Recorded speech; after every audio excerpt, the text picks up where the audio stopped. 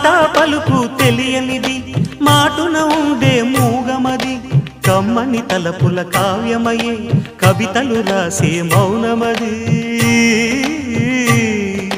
రాగల రోజుల ఊహలకి స్వాగతమిచ్చే రాగమది శృతిలయలరగని ఊపిరికి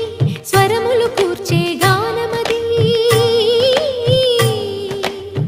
ఋతువుల రంగులు మార్చేది కల్పన కలిగిన మది భావం బ్రతుకును పాటగా మలిచేది మనసున కదిలిన మృదునాదం